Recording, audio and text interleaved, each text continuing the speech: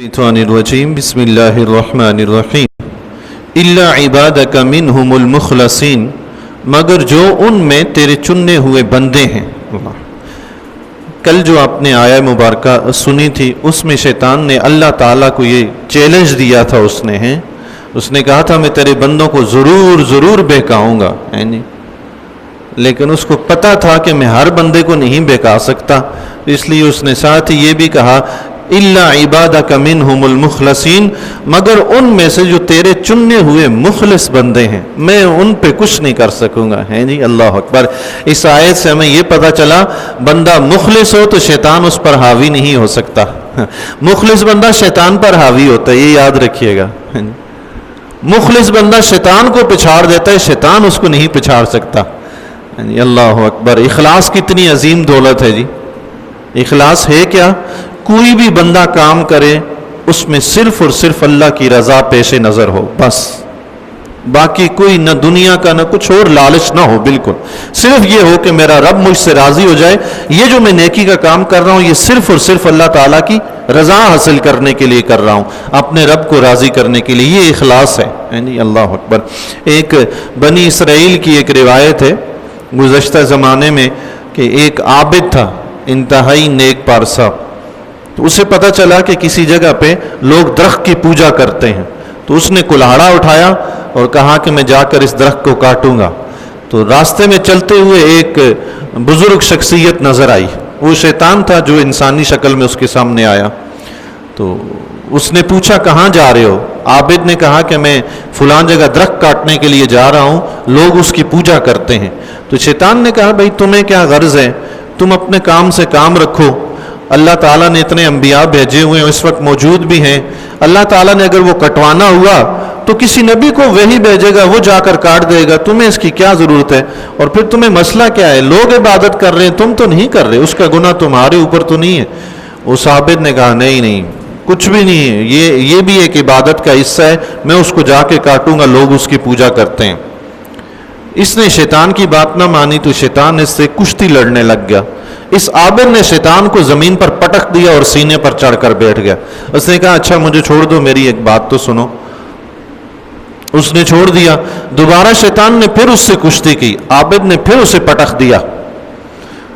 شیطان نے پھر معذرت کر کے اٹھا تو اس سے کہنے لگا اچھا آؤ ایک ایسا سودا کرتے ہیں کہ تم بھی غریب بندے ہو، تمہارے بھائی بھی غریب ہیں، تمہارا دل بھی چاہتا ہوگا کہ کچھ مال و دولت ہو، تم اپنے بھائیوں پہ خرچ کرو، اللہ کے راستے میں صدقہ خیرات کرو، تمہاری زندگی خوشحال گزرے، کب تک تم لوگوں کے ہاتھوں کی طرف دیکھتے رہو گے؟ تو ایسا کرتے ہیں یہ درخت کاٹنا چھوڑ دو، یہ ویسے بھی تمہیں تو اللہ تعالیٰ نے حکم تو دیا نہیں، کہ اگر حکم دیا ہوتا تو تم گناہگار ہوتے، تمہیں تو حکم دیا نہیں ہے، ایسا کرو میں روزانہ تمہارے سرہانے 2 دینار رکھ دیا کروں گا، رات کو صبح اٹھ کر تم وہ 2 دینار لے لیا کرو۔ تو عابد نے تھوڑی دیر سوچا، بیچارہ غریب بھی تھا۔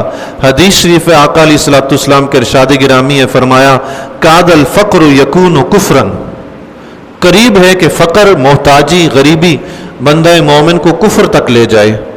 اللہ اکبر۔ یہ غریبی اتنی بس اللہ برداشت کرنے کی توفیق دے،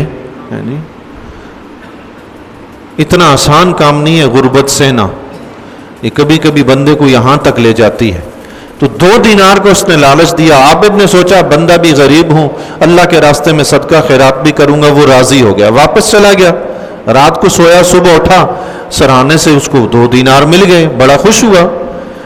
دوسرے دن پھر اٹھا تو پھر 2 دینار مل گئے، تیسرے دن پھر اٹھا تو 2 دینار نہیں تھے، بڑا پریشان ہوا کہ اب کیوں نہیں ہے، پھر کلاڑا اٹھایا اور چل پڑا۔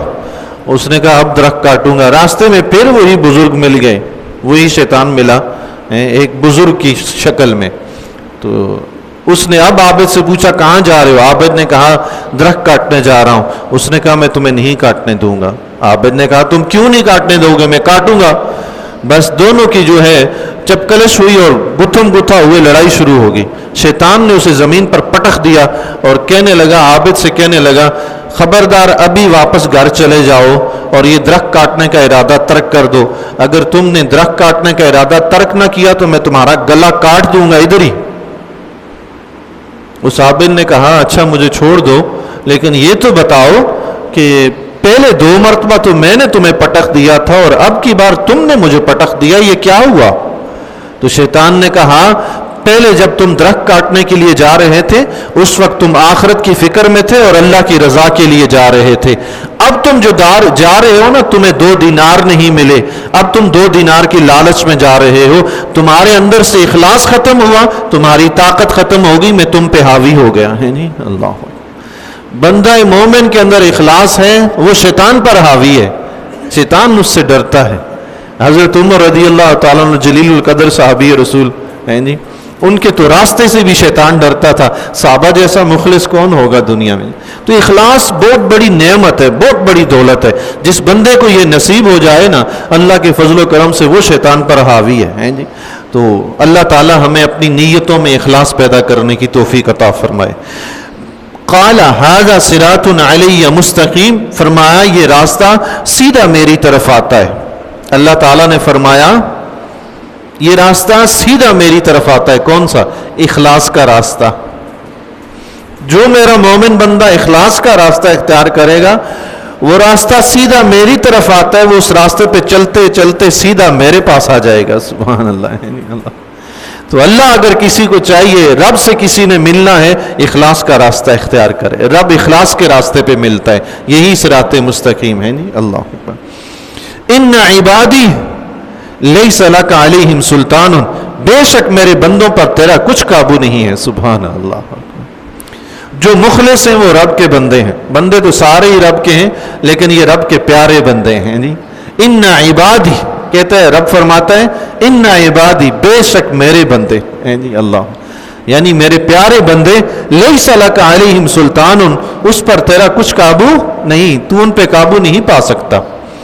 الا من اتبعک من الغاوین، سوا ان گمراہوں کے جو تیرا ساتھ دیں، سوا ان گمراہوں کے جو تیرا ساتھ دیں۔ ایک بات یاد رکھیے گا، شیطان کا کام صرف وسوسے ڈالنا ہے، شیطان کا کام صرف دل میں خیالات پیدا کرنا ہے، باقی کام کس نے کرنا ہے؟ کام انسان خود کرتا ہے۔ تو جو انسان خود الٹے سیدھے کام کرتا ہے وہ شیطان کا ساتھ دیتا ہے، اس کی اتباع کرتا ہے۔ تو وسوسے آنے سے شیطان تو صرف وسوسے ڈالتا ہے، کام نہیں کرتا، کام بندہ خود کرتا ہے۔ کسی نے خوب کہا تعجب ہے حضرت انسان پر، کام یہ خود کرتا ہے، لعنت ہے شیطان پر ہے جی۔ کام بندہ خود الٹے سیدھے کر کے کہتا ہے شیطان پر لعنت، تو اس نے یہ کروا دیا۔ اس نے کیا کروایا؟ اس نے تو صرف دل میں خیال ڈالا تھا۔ اب خیال کے آتے ہی بندہ مومن اتنا کمزور ہے کہ حال الٹا سیدھا کام شروع کر دے۔ اللہ تعالی ہمیں اپنے ارادوں کو مضبوط کرنے کی توفیق عطا فرمائے۔ شیطان جو وسوسے ڈالتا ہے بہکاتا ہے، سبحان اللہ۔ حضرت علی رضی اللہ تعالیٰ کا ارشاد گرامی، غور سے سماعت فرمائیے گا جی، بڑا خوبصورت ارشاد ہے، یقیناً آپ کا ایمان تازہ ہوگا، آپ اشش کر اٹھیں گے۔ حضرت علی رضی اللہ تعالیٰ کا فرمان گرامی ہے، فرمایا یہ بندہ مومن کی نشانی ہے کہ نماز پڑھتے ہوئے اسے وسوسے آتے ہیں۔ سبحان اللہ اکبر۔ یہ بندہ مومن کی نشانی ہے کہ نماز پڑھتے ہوئے اسے وسوسے آتے ہیں، کیونکہ شیطان کفار سے فارغ ہو چکا ہے۔ اللہ اکبر۔ شیطان کو پتہ ہے کافر تو گیا، وہ تو اپنا کام تمام کر چکا، بچہ مومن ہے، یہ نماز پڑھ رہا ہے، اس کو بہکاؤ۔ تو فرمایا نماز میں اگر خیال آتے ہیں، وسوسے آتے ہیں، تو بندہ جان لے کہ وہ مومن ہے۔ سبحان اللہ اکبر۔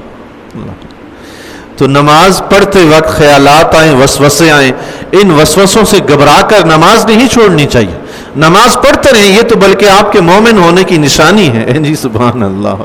خیال آتے ہیں، وسوسے آتے ہیں، یہ تو مومن ہونے کی نشانی ہے۔ تو نماز وسوسوں خیالات کی وجہ سے نہ چھوڑنا چاہیے، نہ پریشان ہونا چاہیے، نماز مستقل پڑھتے رہیں۔ انشاءاللہ تعالی ایک وقت آئے گا کہ یہ شیطان لعین جو ہے انشاءاللہ ہم سے دور بھاگ جائے گا۔